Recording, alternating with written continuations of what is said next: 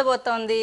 మచిలీపట్నం అభివృద్ధి విషయంలో కొల్లు రవీంద్ర పాత్ర ఏంటి అంటే ఏం చెప్తారు? అలాగే ప్రస్తుతం మచిలీపట్నంలో ఉన్న రాజకీయాలు ఎలా ఉన్నాయి? మచిలీపట్నం అంటేనే రాష్ట్రంలోనే దాదాపు ఫస్ట్ మున్సిపాలిటీ. ఎందుకంటే ఆనాడు బ్రిటిష్ కాలంలోనే వర్తక వ్యాపార రంగాల్లో కానీ, అక్కడ కల్చరల్గా కానీ అన్ని రకాలుగా కూడా ఎడ్యుకేషన్ సెంటర్గా ఎంతో ప్రాముఖ్యత కలిగినటువంటి ప్రాంతం. కానీ తర్వాత జరిగినటువంటి కొన్ని స్వతంత్రం వచ్చిన తర్వాత జరిగినటువంటి కొన్ని సందర్భాల్లో వెనకబడిపోయింది. ప్రధానంగా ఆనాటి వరకు దాదాపు ఇటు ఈస్ట్ కోస్ట్లో ఆంధ్ర రాష్ట్రంలో నెంబర్ 1లో ఉన్నటువంటి పోర్టుని బ్రిటిష్ వాళ్ళు వెళ్ళిపోయిన తర్వాత, స్వతంత్రం వచ్చిన తర్వాత దాన్ని టోటల్ కాకినాడకి షిఫ్ట్ చేశారు. అంటే దాదాపు గోవా నుంచి గోవా నుంచి మచిలీపట్నం వరకు ఉన్నటువంటి మీటర్ గేజ్, ఆ రోజు మామూలుగా మీటర్ గేజ్ ఉండేది. దాన్ని ఒక ఉద్దేశపూర్వకంగా మచిలీపట్నం నుంచి విజయవాడ వరకు బ్రాడ్ గేజ్ చేసి వదిలేయటం వల్ల ఆ రోజున ట్రైన్స్ అన్నీ ఆగిపోవడం, తద్వారా ఇక్కడి నుంచి మొత్తం కూడా కాకినాడకి షిఫ్ట్ అయిపోయింది.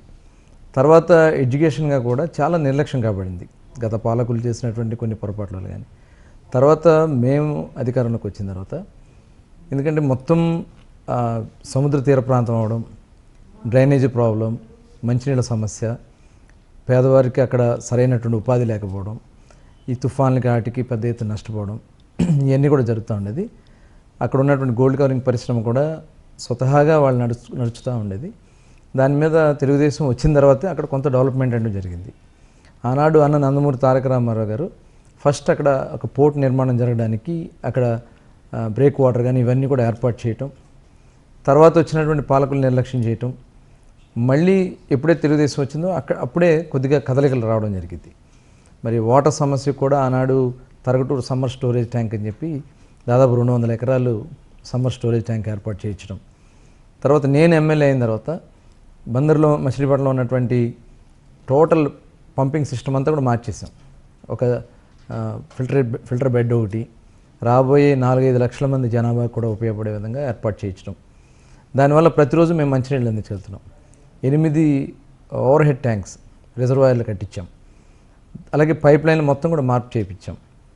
తరగటూరు సమ్మర్ స్టోరేజ్ ట్యాంక్ దాదాపు 25 సంవత్సరాల క్రితం వేసినటువంటి పైప్ లైన్ మొత్తం కూడా మార్పించాం దాదాపు 25 కోట్ల రూపాయలతో. ఇట్లా టోటల్ మంచినీళ్ళ సమస్య లేకుండా మచిలీపట్నం పట్టణంలో, ఎందుకంటే నేను ఇంటింటికి వెళ్ళినటువంటి సందర్భంలో గతంలో నేను ఓడిపోయిన తర్వాత ఆ బిందెలు పట్టుకుని ఆడబిడ్డలు పడుతున్నటువంటి కష్టాన్ని చూశాను. ఆ కష్టం మళ్ళీ రిపీట్ కాకూడదని చెప్పి నేను ఆ రోజున ఇవన్నీ కూడా ఏర్పాటు చేశాం. ఇవాళ ఏ మారుమూల ప్రాంతానికి వెళ్ళినా పట్టణ పరిధిలో నీళ్ల సమస్య అనేది లేకుండా చేశాం. అలాగే ఇంకా రూరల్లో కూడా చేయడానికి కొన్ని స్కీమ్స్ కూడా తీసుకొచ్చాం. ఆ రోజున చిన్నాపురం దగ్గర దాదాపు ఒక 11 కోట్ల రూపాయలతో అక్కడ ఒక స్టోరేజ్ పెట్టడానికి పెట్టాం. అట్లాగే రూరల్ కూడా ఇంటింటికి పంపులు ఇవ్వాలని కూడా స్టార్ట్ చేసాం. దురదృష్టం అప్పుడు గవర్నమెంట్ మారిన మీద పనులన్నీ అయిపోయినాయి.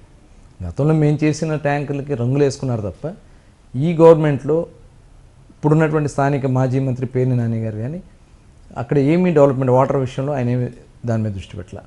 అలాగే డ్రైనేజ్ సమస్య, డ్రైన్స్ కూడా మరి గతంలో మొత్తం కూడా, ఎందుకంటే సముద్ర తీరంలో ఉంది, సముద్ర మట్టానికిను బందర్కి సమానంగా ఉంది. దానివల్ల వర్షం వచ్చినప్పుడు ఎదురు తంతం వల్ల వాటర్ పోకుండా 4-5 రోజులు నీళ్ళల్లోనే మునిగిన పరిస్థితి ఉంది మెయిన్ రోడ్లన్నీ కూడా. దానికి నేను ఆ రోజున ఫైనాన్స్ సెక్రటరీగా ఉన్నటువంటి ఆనాటి ఫైనాన్స్ సెక్రటరీ గారిని రిక్వెస్ట్ చేసి బాబు గారితో కూడా మాట్లాడుకుని దాదాపు 100 కోట్ల రూపాయలు తీసుకొచ్చి 30% వర్క్ స్టార్ట్ చేసాం. ఎందుకంటే 5 చోట్ల 5 పంపులు పెట్టి మొత్తం పడిన వాటర్ పడినట్టు పంపింగ్ చేయాలనేది దాదాపు 1500 నుంచి 2000 హార్స్పవర్ మోటార్లతో ఏర్పాటు చేయించాం. పనులు స్టార్ట్ అయినాయి.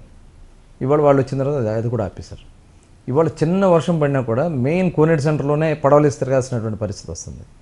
అట్లాగే అక్కడ కనీసం షిల్ట్ కూడా ఇట్లా సమ్మర్ వస్తే మేము అక్కడ షిల్ట్ ఏదన్నా సమ్మర్లో తీసేసి మొత్తం కూడా డ్రైన్లన్నీ కూడా క్లియర్ చేసాం. ఈ గవర్నమెంట్ వచ్చే కనీసం ఆ షిల్ట్ కూడా ఇట్లా. కాంట్రాక్టులు నేను అడిగాను, ఎందుకు మీరు గతంలో చేశారు కదా, ఇప్పుడు ఎవరు రావట్లేదు ఏంటంటే బిల్లులు ఇవ్వట్లేదు, మేము వచ్చి నష్టపోతున్నాం, అందుకే రావట్లేదు అన్నారు. ఇలా డ్రైనేజీ ఇవాళ పూర్తిగా భ్రష్టు పట్టిపోయింది. అట్లాగే 6400 ఇళ్ళు G+3 హౌసెస్ కట్టించాం పేదవారి కోసం. దాదాపు 90% వర్క్ పూర్తి అయిపోయింది. జస్ట్ ఇంకా water connections, electrical connections, internal roads చిన్న వేయాల్సినవి. వీళ్ళు వచ్చిన తర్వాత 5 ఏళ్ళు అయిపోయింది. ఇంతవరకు దానికి రంగులు వేసుకున్నారు తప్ప ఆ రోజు మేము అలాట్ చేసి బెనిఫిషియర్స్ కూడా మేము అలాట్ చేసి ఇచ్చేసాం, పొజిషన్ కూడా వాళ్ళకి ఇచ్చాం. కానీ ఇవాళ వరకు వాళ్ళకి ఆక్యుపేషన్ కూడా దాన్ని ఏదో మార్పులు చేశారు, రకరకాలుగా చేసుకున్నారు. కనీసం వాళ్ళ పేదవాళ్ళకి ఆ ఇల్లు ఇస్తే అక్కడ మనసు పట్ల ఈ రకంగా ఆ డెవలప్మెంట్ యాక్టివిటీ అయిపోయింది. ఇలా చెప్పాలంటే చాలా, ఎందుకంటే బీచ్ కూడా మేము డెవలప్ చేసాం. దాదాపు నేను 15 కోట్ల రూపాయలు బీచ్కి తెచ్చి ఆ ఇంటర్నల్ రోడ్స్ కానీ అక్కడ ఫేస్ లిఫ్ట్ చేసడం, అక్కడంతా కూడా లోతట్టు ప్రాంతంగా ఉంది సీ ఫ్రంట్లో. దానివల్ల వాటర్ వచ్చేసి ఇబ్బంది వస్తుంది. ఎందుకంటే ఆ బీచ్కి ఒక ప్రత్యేకత ఉంది.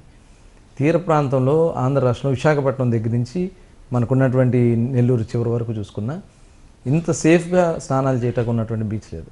అందుకని దాన్ని ఒక టూరిజం స్పాట్ కింద డెవలప్ చేయాలని చెప్పి దానికోసం దాదాపు ఒక 50 ఎకరాల్లో మొత్తం మట్టితో లిఫ్ట్ చేయించాం. 4 అడుగులు 5 అడుగులు మట్టి ఫిల్ చేసి ఇంటర్నల్ రోడ్స్ వేసి వాల్ కట్టి ప్రజలకు ఉపయోగపడే విధంగా ఒక పార్క్స్ కూడా డెవలప్ చేయాలని చేశాం. చివరికి అది కూడా ఆపేశారు.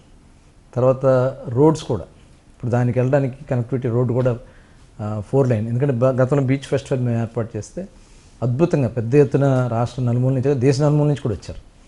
అలా రేపు రాబోయే కాలంలో వచ్చే ట్రాఫిక్ కూడా ఇబ్బంది లేకుండా ఉండాలని 4 లైన్ కింద చేయడానికి రైల్వే స్టేషన్ దగ్గర నుంచి చిలకలపూర్ రైల్వే స్టేషన్ దగ్గర నుంచి బీచ్ వరకు అనుకుని ఫస్ట్ ఫేజ్లో ఇంజనీరింగ్ కాలేజ్ దాటే వరకు డబుల్ రోడ్ వేసాం విత్ సెంటర్ డివైడర్. మిగిలిన దాన్ని కూడా 30 కోట్లు శాంక్షన్ చేయించాం. ఆ 30 కోట్లు ఇప్పుడు చేయించుకోలేకపోయారు ప్రస్తుతం ఉన్నటువంటి వారు. తర్వాత బైపాస్ రోడ్డు అది కూడా 4 లైన్కి దాదాపు ఆ రోజున 16 కోట్లు తీసుకొచ్చి 3 పిల్లర్ సెంటర్ నుంచి పెడన్ రోడ్ వరకు, అక్కడి నుంచి మళ్ళీ లక్ష్మీ డ్యాగస్ వరకు ఇలా టీ షేప్లో ఉంటుంది చేస్తే దాన్ని కూడా చాలా కాలం వాళ్ళు ముందుకు కూడా నడిపించుకోలేపారు. అంటే మీరు బీచ్ గురించి తీసుకొచ్చారు కాబట్టి చెప్తున్నాను. బందర్ పోర్ట్ కోసం మీరు అనేక ఉద్యమాలు కూడా చేపట్టారు. మీ హయాంలో ఎందుకు బందర్ పోర్టుని తీసుకురాలేకపోయారు? ఎందుకు ఇప్పుడు అది వైసీపీ ఖాతాలోకి పడేలాగా చేసుకున్నారు? ఎలా అవుతుంది వాళ్ళ ఖాతాలో? ఇప్పుడు గతంలో ఆయన 10 సంవత్సరాలు ఎమ్మెల్యేగా చేశాడు. ఆ రోజున ఈ పోర్టుని బందర్ పోర్టుని తీసుకెళ్ళి గోగులేరుకి అమ్మేశారు ఇల్లు. నేను ఇవాళకి తీసుకొస్తా లెటర్, పేరు నాని గారు నాకు ఎటువంటి అబ్జెక్షన్ లేదు, గోగులేరులో ఈ పోర్టు కట్టుకోండి అని చెప్పి స్వయంగా ఈయన స్వహస్తాలతో రాసిన పేపర్లు మా దగ్గర ఉన్నాయి. ఆనాటి ఉన్నటువంటి ఎంపీ గారు కూడా సైన్ చేసి పెట్టారు, ఎన్ఓసి ఇచ్చారు ఇల్లు. మరి వాళ్ళ ఎలా వస్తుందండి? అలాగే మేము వాళ్ళు ఏం చేసింది లేదు, ఎకరానికి 9 లక్షలు ఇస్తామని చెప్పి ప్రపోజల్ పెట్టారు తప్ప అది కూడా శాంక్షన్ లేదు. ఆ రోజున కిరణ్ కుమార్ రెడ్డి గారు అయ్యారు, రోసే గారు అయ్యారు, రాజశేఖర రెడ్డి గారు అయ్యారు, 6,200 ఎంత భూమి అన్నారు, భూమి ఎక్కడా లేదు. మేము వచ్చిన తర్వాత టోటల్ మొత్తం కూడా రైతులతో కూడా మాట్లాడి ఎకరాకి 25 లక్షల రూపాయలు చొప్పున రైతులకి ల్యాండ్ పూలింగ్ స్కీమ్ కింద ఇస్తానంటే ల్యాండ్ పూలింగ్ స్కీమ్ తీసుకున్నాం. లేదు ల్యాండ్ పర్చేస్ కింద కావాలంటే పర్చేస్ కింద ఇస్తాను, ల్యాండ్ ఎక్విజేషన్ కావాలంటే ఎక్విజేషన్ ఇస్తాను. వాళ్ళకి ఏది బెనిఫిట్ అయితే అది. 6 లక్షల రూపాయలు ఉండే పొలాన్ని 2.5 ఎకరాలు వేసుకుంటే 2.5 టైమ్స్ వస్తుంది వాళ్ళకి. అంటే సుమారుగా ఒక 18 లక్షలు 16 లక్షలు వస్తుంది. దాన్ని 25 లక్షల రూపాయలు ఇచ్చాం. ఆ రోజు బాబు గారి దగ్గర రైతులందరూ కూడా తీసుకెళ్ళి భూమి అంతా ఎక్వైర్ చేసింది మేము. పనులు స్టార్ట్ చేసాం నవయుగ సంస్థతో. ఎందుకంటే ల్యాండ్ లేకపోతే ఎవరు రారు కదా. ఆ ప్లాన్ అంతా కూడా ఒక లాజిస్టిక్ సెంటర్ కింద చేయాలని దాన్ని చేయటం జరిగింది. అంటే పెద్ద షిప్స్ కూడా తీసుకొచ్చి ఆ పెద్ద షిప్పుల ద్వారా అక్కడ అన్నీ కూడా చిన్న షిప్పులు కూడా ట్రాన్స్ఫర్ చేసుకుంటారు. అలాంటి చేయాలనుకుంటే ఇప్పుడు దాన్ని తీసుకెళ్ళి ఒక మైనర్ పోర్ట్ చేశారు, డెప్త్ తగ్గించేశారు, దానికి వేయాల్సినటువంటి